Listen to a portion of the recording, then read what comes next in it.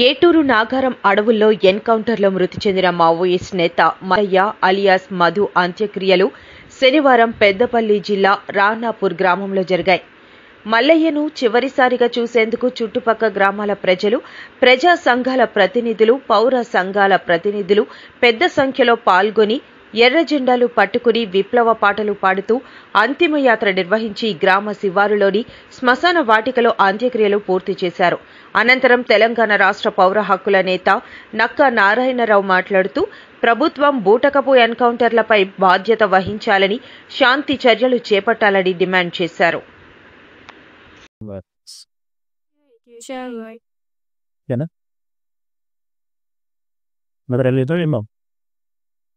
December 1, 2024 Mulugu జిల్లా చల్మాపేట encounter BTech.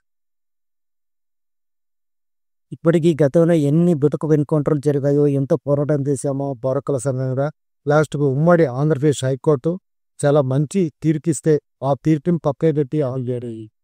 కానీ ఈ మధుతో పాటు వేడిగుర్మి చెల్లుక ప్రాంతంలో అక్కడ ఉన్నటువంటి గిరైనకి భోజనం కోసం, ఆహారం కోసం వస్తే అక్కడ ముందుగానే ఏర్పరచుకున్న కోర్టు ద్వారా విష ఆహారాన్ని వేగేసి వాళ్ళని అతి పురాతపుగా రుసిచ్చి హత్య చేసి ఎన్కౌంటర్గా ప్రకటిస్తున్నాం. ఇది మరొక సభ చాలా భిన్నంగా ఖండిస్తుంది.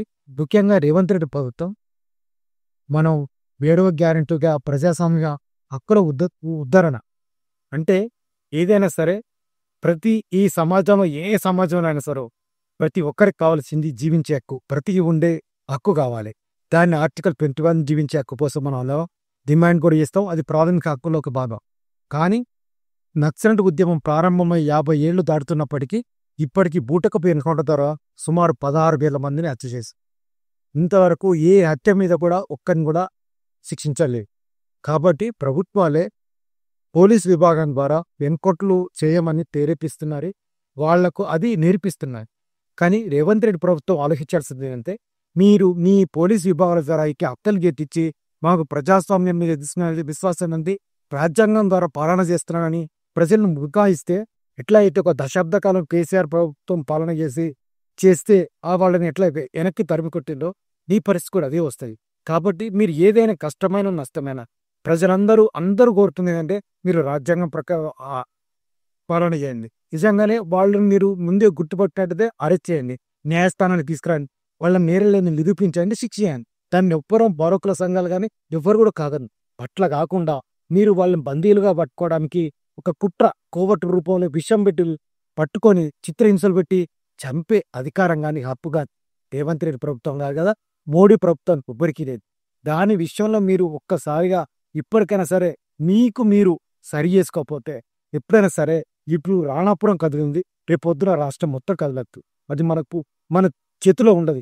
ఎందుకంటే శృతి సాగర్ అప్పుడు హైదరాబాద్ దిగ్బంధనం అయిపోయి 20,000 మందిని ఏ పోలీస్ స్టేషన్లో నిర్బంధించాలో అర్థం కాక కోశామహల్ స్టేడియంలో అందరిని పెట్టేవు.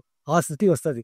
రేవంత్ రెడ్డి ప్రభుత్వం దశాబ్ద కాలం కేసీఆర్ నిబంధనలు చూసేరు, ఒక ఏడాది కాలం రేవంత్ రెడ్డి ప్రభుత్వం నిబంధనలు చూస్తున్నారు. ఇప్పటికే మనకు ఒక 16 మందిని ఎన్కౌంటర్ రూపంలో రేవంత్ రెడ్డి ప్రెస్ గురించి చెప్పేశారు. రఘునాథపాలెం ఎన్కౌంటర్ సెప్టెంబర్ 5న జరిగింది. అందులో 6 వచ్చిండ్రు. వాళ్ళందరికీ ఆరోగ్యం బాగాలేదు. గ్రామం ఒక ఇంట్లో రెస్ట్ తీసుకుంటే ఒక్కరు మందుల కోసం అని సివిల్ డ్రెస్ అయి బయటికి వెళ్తే అతన్ని ఫాలో అయ్యి అతన్ని పట్టుకొని వాళ్ళందరినీ పట్టుకొని అందరినీ కొట్టి చంపేసి, ఇది కూడా అంతే కదా. ఆహారం కోసం ఒక ఇంటికి వెళ్తే ఆ ఇంట్లో ఇన్ఫార్మర్ పెట్టుకొని మొత్తం అన్ని ఇచ్చి చంపేసింది. ఎందుకు నీకు ఈ స్థితి? నువ్వు అంటున్నావు కదా మాకు చాలా అధికారం ఉంది, మాకు డ్రోన్లు ఉన్నాయి, మాకు వెపనరీ ఉంది, మాకు క్యాంపులు పెడతాం, మా దగ్గర సర్వశక్తి ఉందని. మీరు వాళ్ళని పట్టుకోండి, శిక్షించండి న్యాయస్థానంలో. కానీ హత్య చేసే అధికారం మీకు లేదు. ఇది ఎందుకు అంటున్నామంటే, ఇదే వైఎస్ రాజశేఖర రెడ్డి 2004లో శాంతి చర్చలు జరిపి ఒక శాంతియుత వాతావరణాన్ని తీసుకొచ్చింది. మీరు కూడా అటువంటి గొప్ప మనసు వల్ల ఒక రాజ్యాంగబద్ధంగా వ్యవహరించండి, శాంతి చర్చలు జరపండి. ఎందుకు దాని మూల కారణం ఏంది?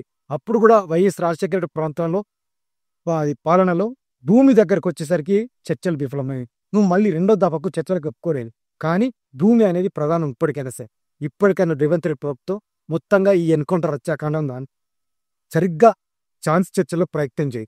శాంతి చర్చలకు సంబంధించి ఇప్పుడున్న అందరు మేధావులు సహకరిస్తారు, ఎడిటర్స్ సహకరిస్తారు, పక్కుల సంఘాలు సహకరిస్తాయి, ప్రజా మేధావులు సహకరిస్తారు. ఆ వైపుగా రేవంత్ రెడ్డి ప్రభుత్వం పాలన సాగాలి. లేకపోతే ఇప్పుడు ఏడాది జరిగింది కానీ ఇంకో ఏడాది పాలన సాగుద్ది అన్నది కూడా ఎవరు చెప్పలే. ఎందుకంటే ఒక రకమైన కనిపించని నిర్బంధం మొత్తం తెలంగాణ ప్రాంతంలో కొనసాగుతుంది. కేవలం నీకు మద్దతు ఇచ్చిన వాళ్ళు మాత్రమే మాట చెల్లుతుంది కానీ నిన్ను విమర్శిస్తే మాత్రం వాళ్ళు ఎంత వాళ్ళైనా సరే ప్రతిపక్షం కావచ్చు, ప్రజా సంఘాలు కావచ్చు, ఎవరినైనా కానీ నిర్బంధం తీసుకు ఈ నిర్బంధ విధానాలు తెలంగాణ పడకనే ఉద్యమాలు తిప్పుకొచ్చారు. ఈ ఉద్యమాలు ఉన్నమని వచ్చినాయి కాదు, 80-70 నుంచి వచ్చిన ఉంటేనే ఇప్పటికి కూడా ఈ ఉద్యమాలకు ఆధారం ఉందంటే ఈ బాగా రోజులుగా శవంగా ఉన్నటువంటి మధుకు జరుగుతున్న ఊరు మనకు మధు వెనక ఈ పైరు ఉందంటే మధు ఆశయాలు కానీ మా ప్రకాంతాలకు కానీ అదేవిధంగా మావోయిస్ట్ పార్టీ వెనుక ఆదరణ కానీ చూడండి. ఎందుకు ఒక రాజకీయ పార్టీ విప్లవ రాజకీయాల పార్టీ మీద ఇంత నిప్పందం చెప్తాయి, ఎందుకు ప్రజలు ఇంకా సమీకృతం అవుతున్నారు, దాని వెనక నడుస్తున్నారు.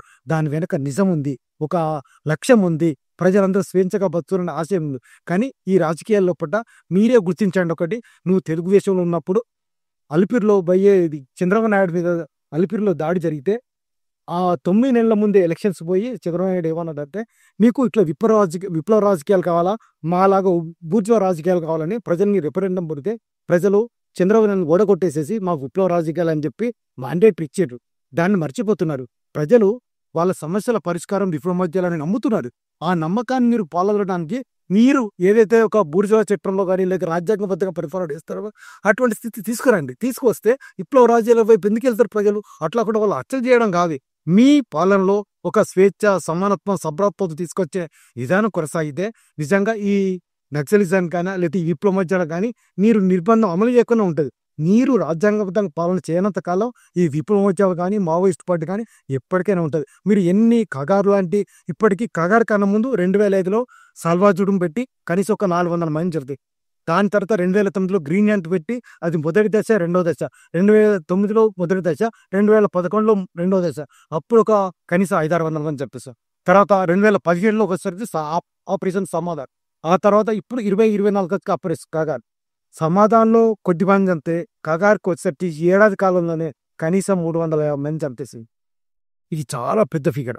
ముఖ్యంగా ఇటువంటి హత్యాకాండను ఏ ప్రజాస్వామ్యము ప్రజలు ఆర్చించరు. కాకపోతే నువ్వు ఇటువంటి హత్యాకాండ పోకుండా అక్కడ ఉన్నటువంటి సాయుధ క్యాంపులు 250 సాయుధ క్యాంపుల కనీసం 1 లక్షల వరకు బలగాలు ఉన్నాయి.